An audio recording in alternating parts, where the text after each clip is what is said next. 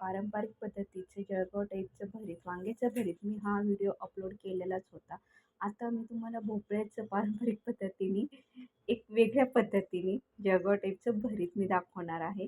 Same तेच तशीच process आहे. आता हा भोपळा खूप मोठा होता. अर्धा भोपळा कट करून घेतला आणि मी अर्धा भोपळा भाजायला ठेवला. डायरेक्ट गॅसच्या फ्लेमवर ठेवू नका, नाहीतर आजारी होण्याची शक्यताच असते. त्यामुळे मी जरा जाळी ठेवलेली. असंही ठेवू नये, पण आता कुठे आपण भाजणार ना, त्याकरता मी असं गॅसवर भोपळा ठेवून दिलेला आहे. आता वाटणाला आपण फक्त हिरव्या मिरच्या आणि लसूण खूप सारा घ्यायचा आहे आणि तो वाटून घ्यायचा आहे. बाकी काही वाटायचं नाही आहे. आणि तुमच्या आवडीनुसार मिरची जशी पाहिजे तशी घ्या, म्हणजे तुम्हाला तिखटसर कशी कितपत लागते त्या पद्धतीने घ्या. अशा मिक्सरला वाटून घेणार आहोत आणि मिक्सरचं अशा पद्धतीने वाटण तयार करा. खूप काळ्या पातीच्या मिरच्या होत्या म्हणून जरा थोड्याशा कमी घेतल्या. भोपळा हा पूर्ण भाजून झालेला आहे. आता तुम्ही बघू शकता की आपण त्याचे वरचे पूर्ण जे काळं झालेलं आहे ना, वरचंच तेवढंच काढायचे. आतलं मटेरियल बाहेर निघता कामा नये, कारण की आपल्याला तर त्याचंच भरीत करायचं आहे ना. ते वरचं हलक्या हाताने व्यवस्थित कुस्करून असं काढून घ्या, किंवा चोळलं तरी चालेल, थोडंसं काळं राहिलं तरी चालेल, खूप छान लागतं. चुली जर भाजलेलं असलं ना आणि ते काळं जर थोडंसं राहिलं ना, तर खूप टेस्ट छान लागते. अशा पद्धतीने मी सगळं काढून घेतलेलं आहे. आता कढईमध्ये तेल जरा बरंच टाकायचं आहे. मला ह्या मिरच्या मी आणलेल्या होत्या ना, त्या तळून घ्यायच्या होत्या, मग मी पटकन तेलात तळून घेतल्या. आता आपण भरतासाठी शेंगदाणे मस्तपैकी कुरकुरीत क्रंची होईपर्यंत परतून घ्यायचे आहेत आणि काढून घ्यायचे आहेत. जिरे जवळजवळ मी 2 चमचे टाकलेले आहेत. ते मस्तपैकी तडतडले, थोडेसे लालसर झाले की मग आपण कांदा टाकणार आहोत. कांदे मी जवळजवळ 3 मोठे कांदे घेतलेले आहेत, कारण की भरताला कांदे खूप लागतात. आणि कांद्याची पातसुद्धा घेतलेली आहे आणि कांद्याच्या पातीचा कांदासुद्धा थोडासा घेतलेला आहे. तो आपण हे कांदा लालसर झाला आहे की मग हे बघा, कांद्याच्या पातीची हा कांदा आहे तो पहिल्यांदा टाकून घेऊ, म्हणजे लगेच तोही मऊसरपणा होऊन जाईल. कांद्याची पात जशी 2-3 मिनटात मऊ होऊन जाते, तशी कांद्याची नुसता कांदा जो आपण परततो तो लगेच मऊ होत नाही, म्हणून मी स्टार्टिंगला ते केलेलं आहे. आता हे आपण काय करायचं, उलथणीने थोडीशी कटिंग करत राहायची. नंतर आपल्याला हाताने कुस्करूनच घ्यायचं आहे, पण गरम आहे म्हणून मी हात लावला नाही आहे. उलथणीच्या साहाय्याने अशा पद्धतीने तुम्ही कटिंग करून घ्या, म्हणजे आपल्याला पूर्ण कुस्करून घ्यायचं आहे हाताच्या साहाय्याने.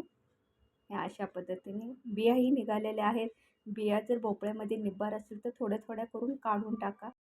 देठाकडची जी बाजू आहे ना, ती उलथणीने जरा चांगली हे केली, म्हणजे कटिंग केली, कारण थोडीशी निब्बार वाटली आहे म्हणून मी ते भोपळ्याच्या ज्या बिया आहेत जरी मोठ्या असल्या तरी आपण जेव्हा गॅसवर भोपळा ठेवतो त्याच्यातच ते शिजून निघालेले आहेत. मी हाताने पाहिल्या तर सगळ्या शिजलेल्या होत्या, परंतु तरीही जास्तीत जास्त जर बिया असतील तर अशा काढल्या तरीही चालतात. फक्त मऊ भाग बियामध्ये गेला नाही पाहिजे, कारण की तो आपल्याला मटेरियलमध्ये वापरायचा आहे, त्याचं तर भरीत करायचे ना आपल्याला. अशा पद्धतीने आता आपण कांदा चांगला लालसर झालेला आहे. हळद टाकलेली अर्धा चमचा आणि धना पावडर टाकलेला आहे अर्धा चमचा. आणि आपण वाटण जे तयार केलं होतं ना, हिरवी मिरची आणि लसूणचं, ते वाटण टाकून घेऊ. आता ही हिरवी मिरची आणि लसूण हे कच्चंच होतं, म्हणून आपल्याला कांद्यामध्ये लो फ्लेमवर 2 मिनटं का होईना परतून घ्यायचं, नाहीतर कच्च्या मिरचीचा वास येईल. जर आपण त्याच्यात व्यवस्थित परतलं नाही तर कच्च्या मिरचीचा वास येऊ शकतो आणि आपल्याला भरीत चांगलं नाही लागणार. त्यामुळं ह्या कांद्यामध्येच व्यवस्थित परतून घ्यायचं. आता चवीनुसार मीठ टाकून घ्या. आता आपण कांद्याची पात टाकून घेऊ. कांद्याची पात ही 2 मिनटातच कांद्याची पात ही 2 मिनटातच शिजून निघते, तिला काही वेळ लागत नाही आहे. ह्या अशा पद्धतीने ती 2 मिनटं परतून घेऊ. लो फ्लेमवर परतून घ्यायची, म्हणजे जळलीही नाही पाहिजे.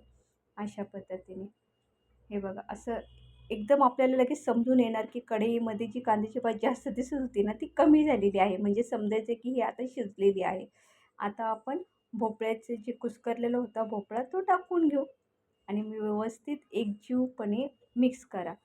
कारण व्यवस्थितरित्या मिक्स झाल्यावर भोपळ्यामध्ये कांदा, हिरवी मिरची, मीठ हे सगळं काही एकदम एकसारखं व्यवस्थित मिक्स होतं आणि आपल्याला टेस्टी लागतं. जर आपण व्यवस्थितरित्या मिक्सच केलं नाही तर आपल्याला एकीकडं भोपळा लागणार, एकीकडं खूप तिखट लागणार, तर एकीकडे मीठ लागणार.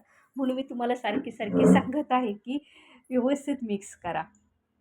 कारण भोपळा हा गोड असतो, थोडीफार मिरची ही त्याला लागलेली पाहिजे आणि हे हे भरीत करताना थोडंसं तिखटच करा, म्हणजे तुम्हाला खूप सुंदररित्या चविष्ट हे भरीत तुम्हाला लागू शकतं.